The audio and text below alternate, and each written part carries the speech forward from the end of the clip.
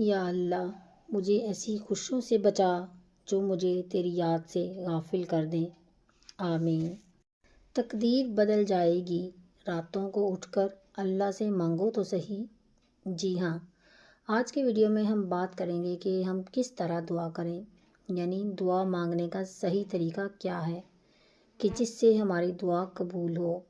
ہم میں سے کافی لوگوں کا دعا مانگنے کا طریقہ صحیح نہیں ہوتا، ترتیب کے حساب سے نہیں ہوتا، جو کہ بہت ضروری ہے دعا کی قبولیت کے لیے، کیونکہ ہم چاہتے ہیں کہ ہماری دعائیں جلد قبول ہوں اور ہماری دعاؤں میں اثر ہو۔ دعائیں اثر کب دکھاتی ہیں؟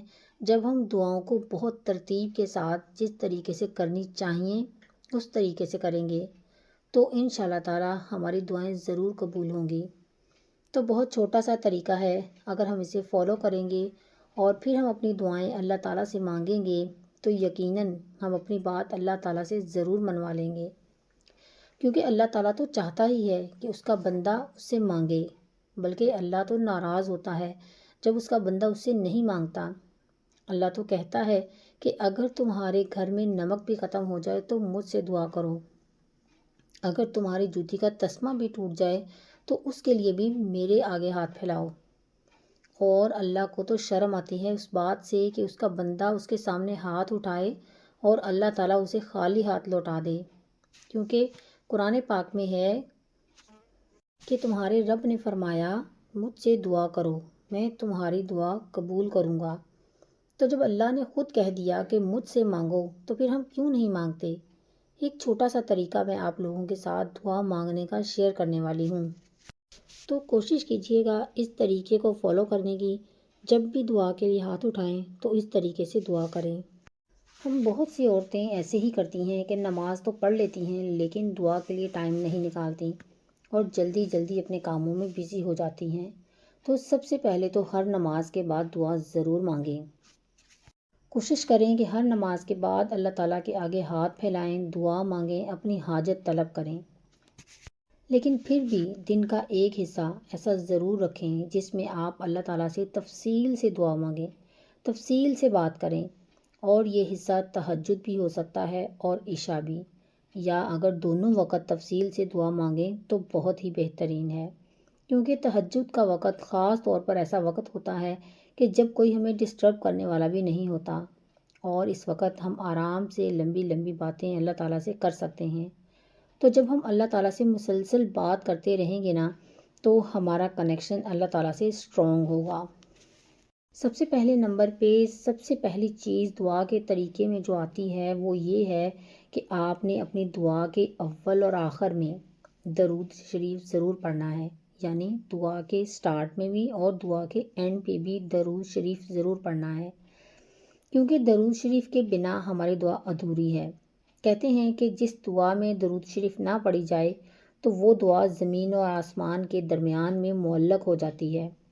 معلق ہو جاتی ہے کا مطلب ہے کہ رک جاتی ہے، اٹک جاتی ہے، آسمان تک نہیں پہنچ پاتی۔ تو اس لیے آپ نے ہر دعا سے پہلے درود شریف ضرور پڑھنا ہے۔ تو کوئی بھی درود پاک پڑھ سکتے ہیں آپ، مگر افضل یہ ہے کہ آپ درود ابراہیمی پڑھ لیں جو کہ ہم ہر نماز میں پڑھتے ہیں۔ تو یہ ایک بیسک کرائٹیریا ہے دعا شروع کرنے کا۔ اب دوسری چیز یہ ہے کہ آپ سورۃ فاتحہ پڑھیں، کیونکہ سورۃ فاتحہ ہم ہر نماز میں پڑھتے ہیں۔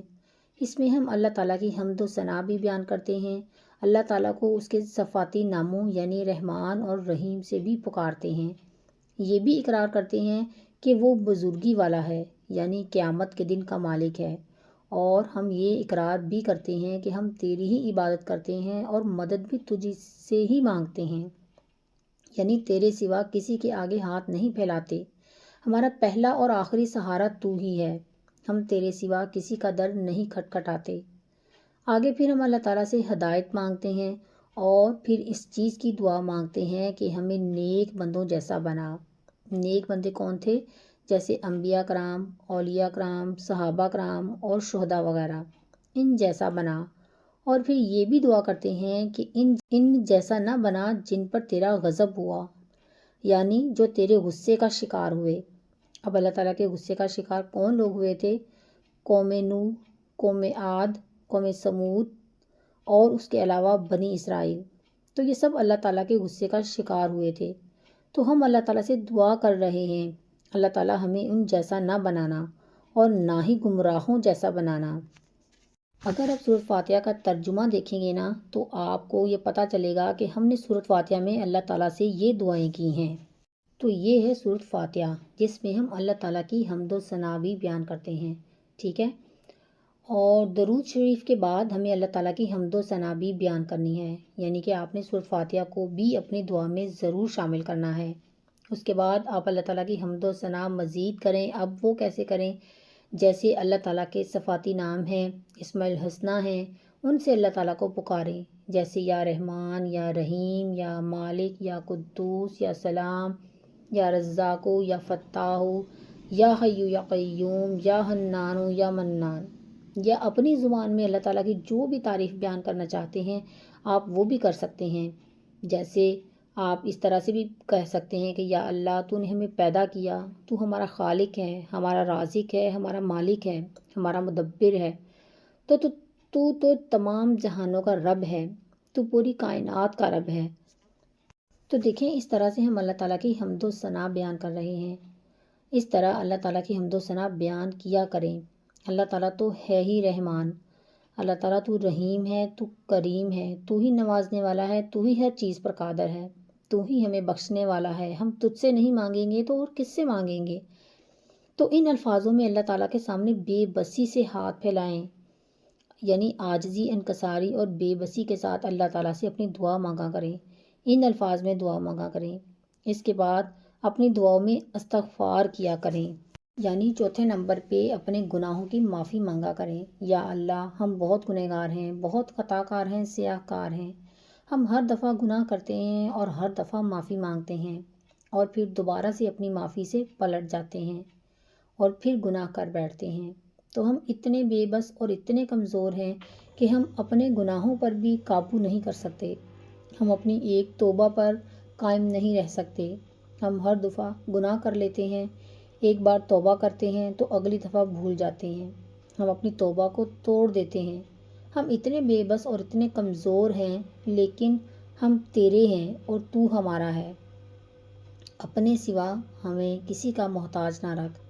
اور یہ بھی دعا کیا کریں کہ یا اللہ جو گناہ ہماری دعاؤں کی قبولیت میں رکاوٹ بن رہے ہیں، ہمارے ان گناہوں کو بھی معاف فرما۔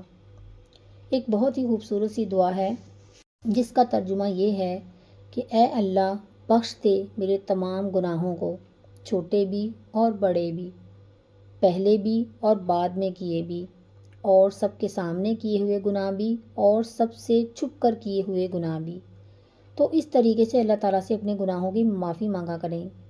ہر دعا میں اللہ تعالیٰ کے سامنے استغفار کیا کریں اور یہ بھی دعا کیا کریں کہ اے اللہ یہ دعا ناممکن صرف میرے لیے ہے، مگر تیرے لیے تو کچھ بھی ناممکن نہیں، تو ہر چیز پہ قادر ہے، تو ہر چیز کر سکتا ہے، اسی لیے میں تم سے مانگتی ہوں۔ اس کے علاوہ آپ اپنی دعاؤں میں یقین پیدا کریں۔ یقین کیا مطلب؟ کہ میں جو کچھ بھی مانگ رہی ہوں یا مانگ رہا ہوں مجھے یہ ضرور ملے گا۔ تو آپ اس یقین کے ساتھ دعا کیا کریں، کیونکہ یقین کے بنا دعاؤں کو قبولیت نہیں ملتی۔ تو یقین رکھا کریں کہ میں اپنے اللہ سے جو بھی مانگ رہی ہوں وہ مجھے ضرور ملے گا، اور اگر یہ نہیں بھی دے گا تو بھی یقین رکھا کریں کہ وہ بے شک مجھے اس سے بہتر ہی دے گا، لیکن میں اپنے رب کی رضا میں راضی ہوں۔ تو اس طریقے سے اپنے رب کی حمد و ثنا بیان کیا کریں، اس سے اپنے گناہوں کی معافی طلب کیا کریں اور یقین رکھا کریں۔ اس کے علاوہ اللہ تعالیٰ کے کتنے پیارے پیارے نام ہیں، یا رزاق، یا فتاح، یا معز، یا کریم۔ تو ان پیارے پیارے ناموں سے اللہ تعالیٰ کو پکارا کریں اور یقین کریں جب ہم ان ناموں سے اللہ تعالیٰ کو پکارتے ہیں نا تو ہماری دعاؤں میں اثر پیدا ہوتا ہے۔ تو ٹھیک ہے، جب بھی دعا کرنی ہے سب سے پہلے درود پاک پڑھنا ہے، اس کے بعد سورۃ فاتحہ پڑھنی ہے، اس کے بعد اللہ تعالیٰ کی خوب تعریف کرنی ہے، یعنی کہ اللہ تعالیٰ کو اس کے ناموں سے پکارنا ہے، یا آپ چاہیں تو اپنے الفاظ میں بھی اس کی تعریف کر سکتے ہیں جیسے میں نے اوپر پہلے بتایا۔ اس کے بعد اپنے گناہوں کو یاد کر کے اللہ تعالیٰ کے حضور شرمندہ ہونا ہے، اپنے گناہوں کا اعتراف کرنا ہے، اور پھر جب آپ اللہ تعالیٰ سے اپنے گناہوں کی توبہ کر لیتے ہیں نا، سچے دل سے توبہ کر لیتے ہیں، تو پھر ان گناہوں کو بھول جایا کریں، کیونکہ اللہ تعالیٰ ہمارے ان گناہوں کو بخش دیتے ہیں، یقین کریں۔ اب آپ اللہ تعالیٰ کی رحمت کا اندازہ اس بات سے لگائیں کہ جب ہم کوئی نیکی کرتے ہیں نا تو اللہ تعالیٰ فرشتوں سے فوراً کہتے ہیں کہ میرے اس بندے کی نیکی لکھ دو، مگر جب ہم گناہ کرتے ہیں تو اللہ تعالیٰ فرشتوں کو رکنے کا کہتے ہیں کہ ابھی رکو، میرا بندہ پہلے مجھ سے معافی مانگے گا۔ تو وہ کتنا ستار و عیوب ہے، وہ تو ہمارے گناہوں کو چھپانے والا ہے، وہ تو ہمارے گناہوں پہ پردے ڈالتا ہے۔ تو ہمیں بھی کوشش کرنی چاہیے کہ ہم بھی اللہ تعالیٰ کی رحمت سے مایوس نہ ہوں، اور جب بھی دعا کریں تو پورے یقین کے ساتھ، پورے ایمان کے ساتھ دعا کیا کریں۔ 5ویں نمبر پہ جب آپ استغفار کر لیں، توبہ کر لیں، اس کے بعد آپ اپنی نعمتوں کو یاد کر کے، جن نعمتوں سے اللہ تعالیٰ نے آپ کو نوازا ہے ان کو یاد کر کے آپ شکر ادا کیا کریں۔ الحمدللہ، اللہ تعالیٰ نے ہمیں کتنی کتنی نعمتیں دی ہیں، اگر ہم انہیں گننے لگے نا تو ہماری پوری زندگی ختم ہو جائے، لیکن ہم ان نعمتوں کا شمار نہیں کر سکتے۔ سب سے پہلے تو آپ اس چیز کا شکر ادا کریں کہ اللہ تعالیٰ نے ہمیں مسلمان گھرانے میں پیدا کیا، ورنہ ہمارا کیا دوش تھا، ہم کسی نان مسلم گھرانے میں بھی تو پیدا ہو سکتے تھے نا۔ اللہ تعالیٰ کا شکر ادا کیا کریں کہ اللہ تعالیٰ نے ہمیں مسلمان گھرانے میں پیدا کیا، نبی پاک صلی اللہ علیہ وسلم کا امتی بنایا، کہ جن کا امتی بننے کے لیے تمام نبیوں نے تمنا کی، اس چیز کا ہمیں اللہ تعالیٰ کا شکر ادا کرنا چاہیے۔ اس کے علاوہ اللہ تعالیٰ نے ہمیں اپنے گھر دیے، بہت سارے لوگ ایسے ہیں جو بے گھر ہیں، کھانے کے لیے کھانا دیا، بہت سارے لوگ ایسے ہیں جن کو پیٹ بھر کھانا بھی نصیب نہیں ہوتا، اور بہت سارے ایسے بھی ہیں جن کو کھانا ہی نصیب نہیں ہوتا۔ اس کے علاوہ اتنے اچھے ماں باپ دیے، اولاد دی، ہر نعمت سے نوازا۔ تو ان ساری چیزوں کا شکر ادا کیا کریں۔ شکر ادا کرنے سے یہ ہوتا ہے کہ اللہ تعالیٰ ہمیں اور نوازتے ہیں۔ تو دیکھیں شکر ادا کرنے کے ہمارے پاس کتنے موقع ہیں، اگر ہم شکر ہی ادا کریں تو ہماری پوری زندگی ہی گزر جائے۔ یعنی اللہ تعالیٰ کی اتنی نعمتیں، اتنی رحمتیں ہیں ہمارے پاس، مگر ہم کیا کرتے ہیں، ہم تو ان سب چیزوں کو ریئلائز ہی نہیں کرتے۔ اب یہی دیکھ لیں کہ ہم بہت ساری دعائیں جو ہم اللہ تعالیٰ سے مانگ رہے ہوتے ہیں اور ہمیں پتہ بھی نہیں ہوتا کہ وہ ہمارے لیے صحیح بھی ہیں یا نہیں، مگر ہم لگے رہتے ہیں ان چیزوں کو مانگنے میں، اور اگر اللہ تعالیٰ ہمیں وہ چیزیں نہیں دیتا تو ہم کیا کرتے ہیں، شکوہ شکایتیں کرنا شروع کر دیتے ہیں کہ اللہ تعالیٰ نے میری دعا کو قبول نہیں کیا، حالانکہ یہ تو اللہ ہی بہتر جانتا ہے کہ وہ چیز میرے لیے کتنی بہتر تھی، یا وہ شخص ہمارے لیے کتنا بہتر تھا، یا وہ بہتر بھی تھا کہ نہیں۔ تو آگے جا کر اگر یہ ہماری دعا قبول ہو جاتی ہے تو ہمیں بہت ساری مشکلات فیس کرنی پڑتی ہیں۔ تو شکر ادا کیا کریں کہ اللہ تعالیٰ نے ان دعاؤں کو قبول نہیں کیا جو ہمارے لیے دعا نہیں بد دعا تھیں۔ تو دیکھیں جب بھی آپ دعا مانگیں اپنے الفاظ میں دعا مانگا کریں، کیونکہ اس میں نا بہت شدت ہوتی ہے، مگر کچھ مسنون دعائیں ہیں جو آپ اپنی دعاؤں میں شامل کر لیں گے تو ان کی قبولیت تو الگ ہی ہے۔ تو چلیں اب بات کرتے ہیں کہ آپ اپنی دعاؤں میں کون سی مسنون دعائیں مانگیں۔ جیسے اگر آپ کو اپنی دعاؤں کی قبولیت چاہیے تو آپ حضرت یونس علیہ السلام کی یہ دعا، لا الہ الا انت سبحانک انی کنت من الظالمین، اس میں بہت شدت ہے کہ نہیں ہے کوئی معبود تیرے سوا اور تو ہی پاک ہے اور میں ہی ظالموں میں سے ہوں۔ تو ہم سبھی جانتے ہیں کہ یہ حضرت یونس علیہ السلام کی دعا ہے۔ اللہ تعالیٰ خود فرماتے ہیں کہ اگر یونس یہ دعا نہیں کرتے تو ہو سکتا ہے کہ وہ قیامت تک اس مچھلی کے پیٹ میں رہ جاتے۔ یعنی کہ اس دعا میں اتنی طاقت ہے کہ اللہ تعالیٰ نے اتنی نا امیدی کی سچویشن سے حضرت یونس علیہ السلام کو اس دعا کے ذریعے نکالا۔ مگر اگر ہم پر وہ وقت ہوتا تو ہم تو سمجھتے کہ بس ہماری زندگی کا خاتمہ ہو گیا، مگر نہیں، حضرت یونس علیہ السلام کو دیکھیں کہ انہوں نے کتنے یقین کے ساتھ اللہ تعالیٰ سے یہ دعا مانگی، اور پھر اللہ تعالیٰ نے ان پر رحم کیا، کرم کیا اور ان کو مچھلی کے پیٹ سے باہر نکال دیا۔ تو اللہ نے انہیں اس ناممکن سچویشن سے نکالا، اس ناممکن حالات سے نکالا، کیونکہ ناممکن صرف ہمارے لیے ہوتا ہے، اللہ تعالیٰ کے لیے تو کچھ بھی ناممکن نہیں، وہ تو ہر چیز پر قادر ہے۔ تو ناممکن کا لفظ آپ اپنی زندگی سے نکال دیں، کیونکہ ہم جس رب کے بندے ہیں، جس نبی کی امت ہیں، اس رب کی تو یہ شان ہے کہ اس کے لیے تو کچھ بھی ناممکن نہیں۔ تو یہ نہ سوچا کریں کہ یہ میری دعا قبول ہوگی یا نہیں ہوگی یا کیسے ہوگی، یہ آپ کے سوچنے کی باتیں نہیں ہیں، یا یہ دعا ناممکن ہے اگر آپ سمجھتے ہیں، دنیا کی باتوں میں مت آیا کریں۔ اس کے علاوہ ایک اور دعا جو بہت خوبصورت ہے، حضرت موسیٰ علیہ السلام کی دعا، تو آپ بھی اپنی دعاؤں میں اس دعا کو مانگا کریں۔ اس دعا کی برکت سے اللہ تعالیٰ نے حضرت موسیٰ علیہ السلام کے تمام بگڑے ہوئے کام سنوار دیے، جس کا ترجمہ کچھ یوں ہے: اے میرے رب، میں اس خیر کا جو تو نے میرے لیے اتاری، میں اس کا محتاج ہوں، تو ضرور اللہ تعالیٰ کی طرف سے آپ کی طرف خیر آئے گی۔ دیکھیں، دعائیں تو بہت ساری ہیں، اتنی ساری مصنون دعائیں ہیں جو ہمارے نبی پاک صلی اللہ علیہ وآلہ وسلم نے بھی ہمیں بتائیں، تو ہمیں چاہیے کہ ہم ان تمام دعاؤں کو ترجمے کے ساتھ اپنی دعاؤں میں شامل کریں۔ اس کے بعد ایک اور دعا ہے، حسبنا اللہ و نعم الوکیل۔ یہ ایک بہت ہی خوبصورت دعا ہے، اسے اب بار بار پڑھا کریں۔ اے اللہ، تو ہی ہمارے لیے کافی ہو جا، تو ہمارے ہر معاملے کے لیے کافی ہو جا، ہمارے ہر معاملے کو سنبھال لے۔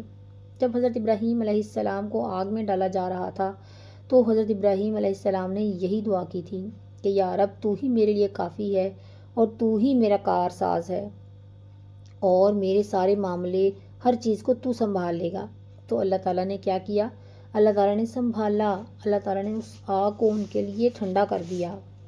تو دیکھیں، دنیا کے سہارے بہت کمزور ہیں، مکڑی کے جالے کی طرح، مگر اللہ کی رسی اتنی مضبوط ہے کہ اگر ہم اسے پکڑ لینا تو اللہ تعالیٰ ہمیں کبھی بھی نہیں چھوڑے گا، ہمیں سنبھال لے گا۔ تو یہ دعا پڑھا کریں، حسبنا اللہ و نعم الوکیل۔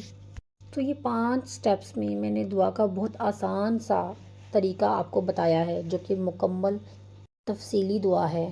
پہلے نمبر پہ درود پاک پڑھا کریں، دوسرے نمبر پہ سورۃ فاتحہ کی تلاوت کریں، تیسرے نمبر پہ اللہ تعالیٰ کی حمد و ثنا بیان کریں، چوتھے نمبر پہ استغفار کریں، یعنی اپنے گناہوں کی معافی طلب کیا کریں، اور 5ویں نمبر پہ بھی جو نعمتیں اللہ تعالیٰ نے آپ کو دی ہیں ان کا شکر ادا کیا کریں۔ اگر مصنون دعائیں آپ کو نہیں یاد ہو رہی تو ان کا ترجمہ ہی یاد کر لیں، اس ترجمے کے ساتھ، ترجمے کے مفہوم کے ساتھ آپ ان کو اپنی دعاؤں میں شامل کریں۔ تو یہ تمام دعائیں اپنی زندگی میں شامل کریں، اللہ تعالیٰ ضرور آپ کی دعاؤں کو قبول کرے گا۔ مجھے بھی اپنے دعاؤں میں یاد رکھیے گا۔ ملتے ہیں نیکسٹ ولاگ میں، تب تک کے لیے اپنا بہت سا خیال رکھیے گا، خوش رہیں، خوشیاں بانٹیں، دوسروں کی زندگی میں آسانیاں پیدا کریں۔ اللہ تعالیٰ ہماری زندگی میں آسانیاں پیدا کرے گا انشاءاللہ تعالیٰ۔ اللہ حافظ۔